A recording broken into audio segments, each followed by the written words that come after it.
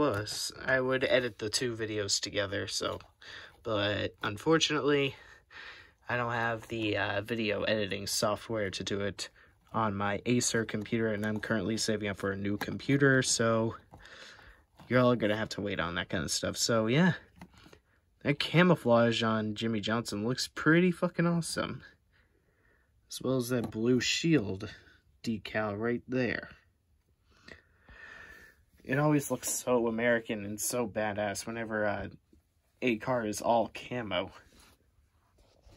Jimmie Johnson, of course, is a prime example, even in his, of course, most shitty year yet.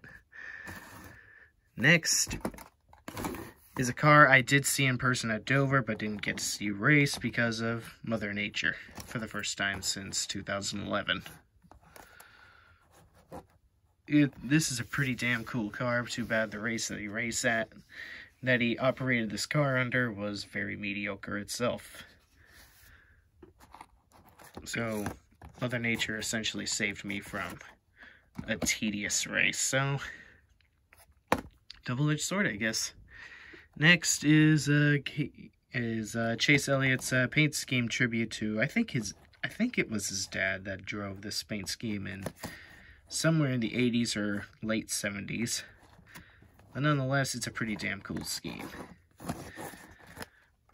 Next is Martin Truex Jr.'s tribute to his early Busch Series days back in the early 2000s when he won 2 championships under this paint scheme of his.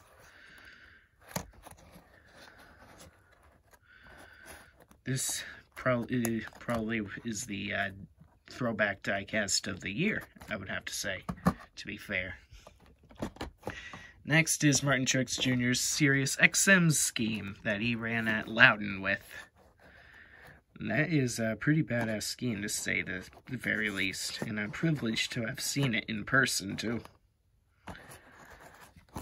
Next is Ryan Newman's scheme. The reason I bought this one was because, well, for starters, I did see, well, I didn't see it in person, but he did have a close finish with Ryan Blaney and at Talladega, which is this said driver and scheme back here.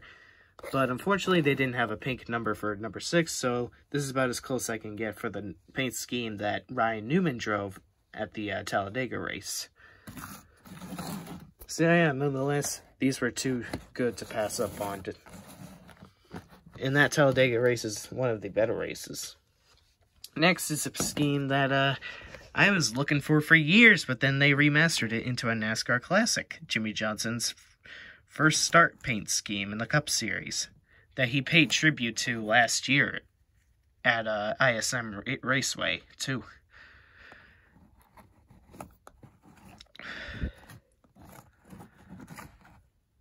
Unfortunately, he wrecked with it in Charlotte 2001 and finished like 39th. But hey, he started from that bottom and then grinded his way all the way to the top with 7 championships, 83 wins.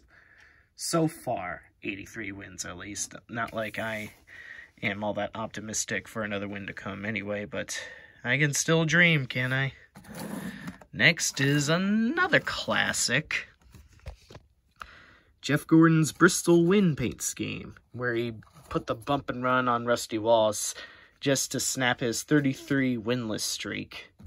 The fact that Jeff Gordon's winless streak is 66 and Jimmie Johnson's current is 95 kind of breaks my heart, because I never thought that Jimmie Johnson would have a winless streak much worse than Jeff Gordon, because Jimmie Johnson's winning ratio and winning percentage of his career is much more significant than Jeff Gordon's, or was more significant than Jeff Gordon's, but now Jimmie Johnson's slacking on last year, and worst of all this year, even to the extent of him not making the chase, is what really ruined it. But alas, I never predicted Jimmie Johnson would tie or surpass Jeff Gordon anyhow. Next is one of those NASCAR gimmicks that they still do to this day, where they have soda bottles or oil cans or paint jars or whatever that feature the 164 car in there, and that is none other than Jamie McMurray during his rookie season in 2003.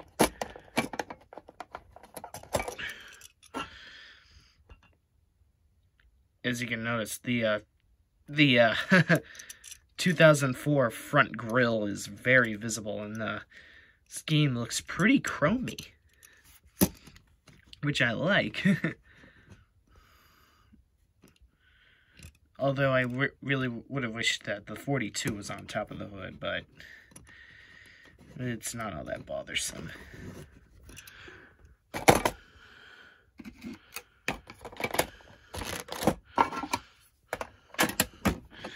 Next, we've got Chase Elliott's Kansas win car. The race was boring as shit, but it's not all that shabby to buy any win car by Chase Elliott or Jimmie Johnson or Jeff Gordon or what have you.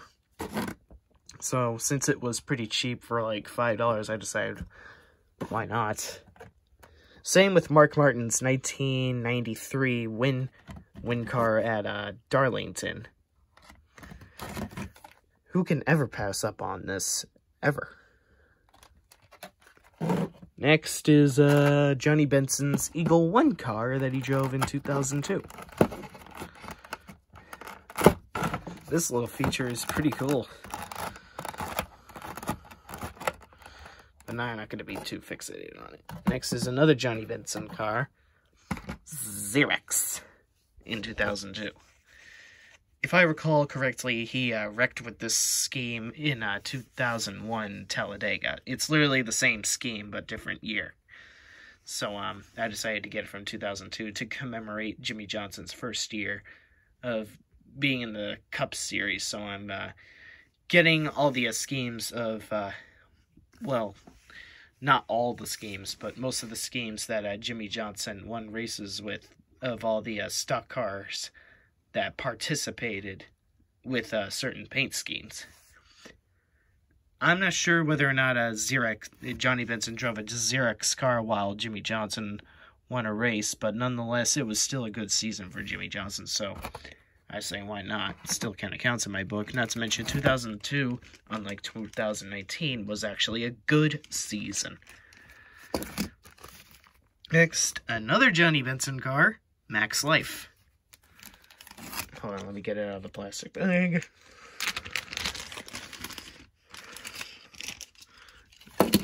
Koala.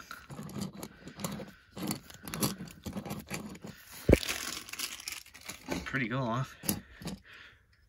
Next is a Jimmie Johnson paint scheme from 2004. The 20-year anniversary Platinum. Oh yes, the older days of Jimmie Johnson going on these mad winning sprees. That Charlotte race he drove was pretty wild.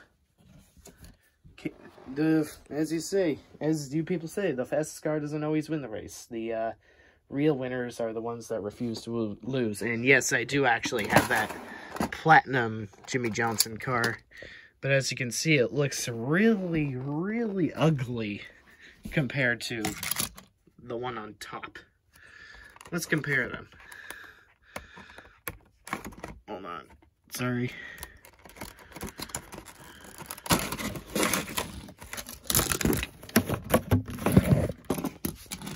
As you can see right there, the front grille of the one on the left looks pretty damn out of whack and ugly as shit, but the one on the right is pretty spot on. So since it was this one was pretty fucking ugly, I decided to get that one for a change. And yes, I know I'm picky, but I'd rather have it be accurate than just a ugly mess, so there's that. And last but not least, speaking of Jimmie Johnson as Charlotte even more, the 60-year anniversary of Lowe's from 2006. Or at least I think that's the 60-year anniversary paint scheme. which is pretty cool. He finished second behind Casey Kane that race, if I recall correctly, which I was pretty somewhat disappointed in, much like the 2006 Coca-Cola 600 as well, considering I've always expected Jimmy Johnson to win at Lowe's Motor Speedway, no less. But alas, second place is at least one away from first, so there's that. And second place is a lot better than the many, many, many finishes that he got in 2019. To think Jimmy Johnson hasn't even gotten a single solitary second place finish since like 2016. I mean, he's gotten he at least had 3 wins in 2017, but after that he slacked massively, and that was very depressing. And I really wish he could go out on top in 2020. I'm not going to hold my breath, but he deserves far better than this, especially when you're talking about a 7-time champion bound to Ty Allison and Waltrip. Don't make excuses saying that he cheats. Kevin Harvick, Martin Truex Jr., certainly Kyle Busch. Everyone cheats. Joey Logano has cheated races before. Same with Brad Keselowski. They all do it. Get over it. Alright.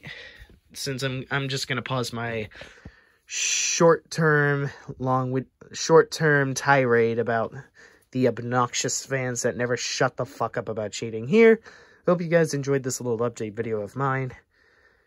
I'll be back for more later on if I am not busy as shit, or when I get my Apple computer that actually is compatible with Final Cut Pro. So, see y'all later. I'll catch you next time. Space out.